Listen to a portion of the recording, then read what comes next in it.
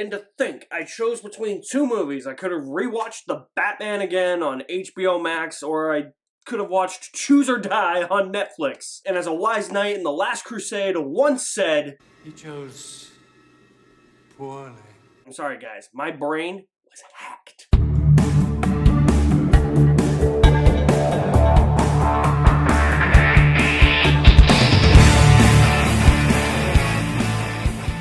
Choose or die.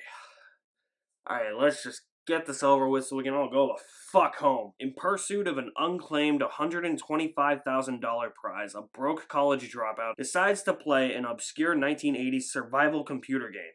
But the game curses her, and she's faced with dangerous choices and reality-warping challenges.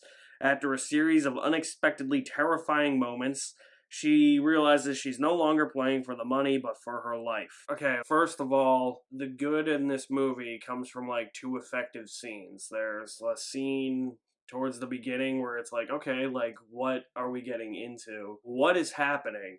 What is the meaning behind all of this that you expect the movie to throw answers at you as it goes along? There's another scene about 20 minutes later in a diner where I said, okay, that's pretty effective because that's just grossing me out right now and I don't want to see that. I legitimately had to look away in that scene because I did not want to see somebody eat glass. Bits of glass, Muffin. Ow!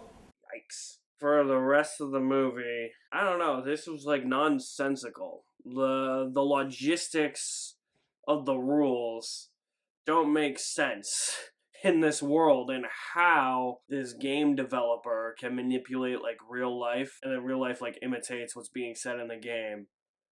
No clue still on how it works. There's so many attempts to explain it, and it all just feels so convoluted and so just blah. The two leads have no chemistry whatsoever. I did not buy them as college students or a computer programmer whatsoever. There's attempts to flesh out their characters, and the lead character actually does have somewhat of a character, but they try and throw so much character development at this character because they're like, well, we gotta hide this shitty script, so let's just make a really, really, really, really, really convoluted character within that to try and mask the deficiencies within the rest of the writing of this story and this plot and all that. So, I didn't find the characters relatable. Everybody is just downtrodden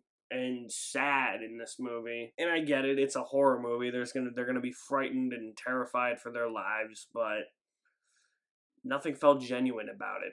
Everything felt like they were acting, and their backgrounds with their characters just felt very, very, very forced, despite the movie trying to give these people character development in a horror movie. It all just felt like the movie was putting on a facade. Oh yeah, and then we have the horror legend. Robert Englund himself is in the movie. No, he's not! Literally, the man, Freddy Krueger himself, is in the movie for a 10-second voice cameo, and he gets billed in the main cast. What is the point of bringing in a horror legend like Robert Englund if you're gonna shaft him like that? Make that guy the most maniacal thing you have ever seen. He's Freddy fucking Krueger. And there's a million A Nightmare on Elm Street posters across the board in this movie. If the main selling point for you is, oh hey, Robert Englund has returned to horror, he's a legend, I want to see what he does next, you're gonna be more than thoroughly disappointed. Because it's just his voice. You know what? For the flack that those two escape room movies get, all the traps in this movie and all the moments of scary horrorness, that's what I'm calling it, because I was going to say tension and suspense, but it is legitimately not that. It feels like it's a discount version of the two escape room movies that came out within the last few years. And I was just reminded that even though that those movies aren't the greatest, they're at least a lot better and exceptionally more terrifying than this entire fucking thing. Other than the two scenes that I mentioned that I thought were somewhat effective or very effective. This is just... yeah, it's